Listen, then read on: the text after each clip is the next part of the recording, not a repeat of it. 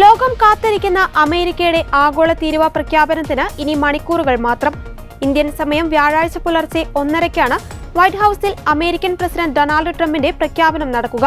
പുതിയ തീരുവകൾ ഉടൻ പ്രാബല്യത്തിൽ വരുമെന്ന് white house press secretary Karoline Leavitt സ്ഥിരീകരിച്ചു. എല്ലാ രാജ്യങ്ങൾക്കുമെതിരെ 20% തീരുവ എന്ന നിർദ്ദേശമാണ് പ്രധാനമായും പരിഗണിക്കുന്നതെന്നാണ് സൂചന. അതേസമയം ഇതു സംബന്ധിച്ച് കൂടുതൽ വിവരങ്ങൾ വൈറ്റ് ഹൌസ് പുറത്തുവിട്ടില്ല. പ്രഖ്യാപന ചടങ്ങിനെ മേക്ക് അമേരിക്ക വെൽത്തി എഗെയിൻ എന്നായിരിക്കും വിശേഷണം.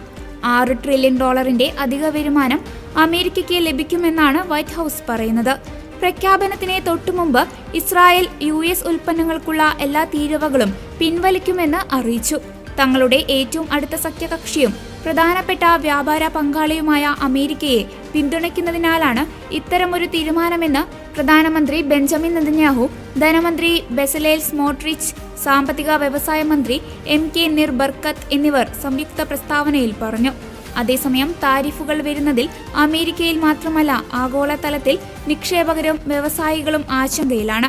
ട്രംപ് സാർവത്രികമായി 20% താരിഫ് ഏർപ്പെടുത്തിയാൽ 5.5 ദശലക്ഷം തൊഴിലവസരങ്ങൾ ഇല്ലാതാക്കുമെന്നും തൊഴിലില്ലായ്മ 7% ഉയരുമെന്നും US GDP 1.7% കുറയുമെന്നും Moody's Analytics chief economics Mark Zandi മുന്നറിയിപ്പ് നൽകി. അങ്ങനെ സംഭവിച്ചാൽ ഗുരുതരമായ സാമ്പത്തിക മാന്ദ്യത്തിലേക്ക് നീങ്ങുമെന്ന് സാൻഡിയെ ഉദ്ധരിച്ച് CNN റിപ്പോർട്ട് ചെയ്തു.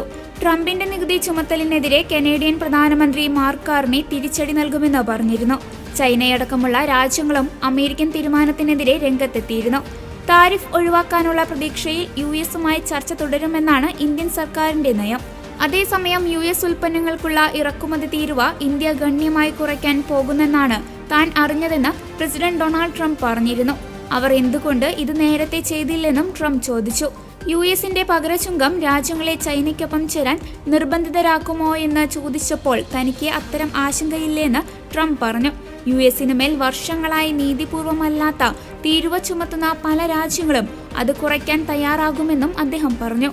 US നിർമ്മിത കാറുകൾക്കുള്ള തീരുവ യൂറോപ്യൻ യൂണിയൻ ഇതിനകം 2.5% കുറച്ചത് അദ്ദേഹം ചൂണ്ടിക്കാട്ടി. പകരച്ചുങ്കത്തിനു പുറമെ വാഹനങ്ങൾക്കുള്ള 25% ഇറക്കുമതി തീരുവയും വെനസ്വേലയിൽ നിന്ന് എണ്ണ വാങ്ങുന്ന രാജ്യങ്ങൾക്കുള്ള 25% ഇറക്കുമതി തീരുവയും ബുധനാഴ്ച പ്രാബല്യത്തിലാകും. ആഗോള വിപണിയെ പിടിച്ചുലയ്ക്കാൻ പോകുന്ന പ്രഖ്യാപനത്തെ ആശങ്കയോടെയാണ് ലോകം ഉറ്റുനോക്കുന്നത്. തീരുമാനം US-ന്റെ സമ്പദ് വ്യവസ്ഥയെ ശക്തിപ്പെടുത്തുമെന്നും ഏപ്രിൽ 2 വിമോചന ദിനമായിരിക്കുമെന്നാണ് ട്രംപ് പറഞ്ഞത്.